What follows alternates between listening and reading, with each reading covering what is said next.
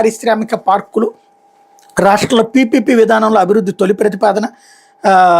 తొలి ప్రతిపాదన AP private industrial పార్కుల policy కింద ప్రయోజనాలు ఈఓఐని జారీ చేసిన ఏపీఐఐసి రాష్ట్రంలో అంతర్జాతీయ ప్రమాణాలతో 10 భారీ పారిశ్రామిక పార్కులకు అభివృద్ధి చేయాలని ప్రభుత్వం నిర్ణయించింది. పారిశ్రామికవేత్తల నుంచి డిమాండ్ ఉన్న ప్రాంతంలో ఏపీఐఐసి వద్ద అందుబాటులో ఉన్న భూములు వాటిని ప్రతిపాదించింది. విశాఖ, చెన్నై, వీసీ, హైదరాబాద్, బెంగళూరు, హెచ్పీ పారిశ్రామిక కార్యాలయాలకు సమీపంలో కొన్ని పార్కులు ప్రతిపాదించింది. ఇందులో భాగంగా కల్పించే మౌలిక సదుపాయాలను వినియోగించుకునేలా అనకాపల్లి, కర్నూలు జిల్లాలో కొన్ని పార్కులను అభివృద్ధి చేసేందుకు నిర్ణయించింది.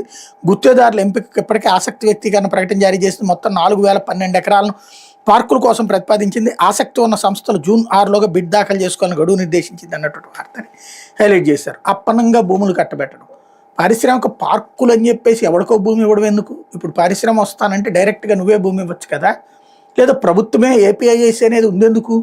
ఆంధ్రప్రదేశ్ ఇండస్ట్రియల్ ఇన్ఫ్రాస్ట్రక్చర్ కార్పొరేషన్ అని దాని తరపునే పార్కులు పెట్టచ్చు కదా. ఇంతకుముందు పెట్టిన పార్కుల్లోనే భూములు తీసుకున్నోడు పరిశ్రమ పెట్టడం, ఆ భూములు అట్ట పెట్టుకుంటాడు. ఎవడన్నా 4 పరిశ్రమలు వచ్చి ఆ ప్రాంతం డెవలప్ అయితే ఇది అమ్ముకునేటటువంటి తెలివితేటలు ఉంటాయి. ఇక్కడ పార్కులు ఎన్ని పెట్టారన్నది కాదు, పరిశ్రమలు ఎన్ని వస్తున్నాయి అన్నటువంటిది ముఖ్యం. దాన్ని తెలివిగా ఏదో జరిగిపోతుంది అన్నటువంటి ఒక జిమ్మిక్ని ఇక్కడ ప్లే చేస్తున్నా. అయితే వరి కనీసం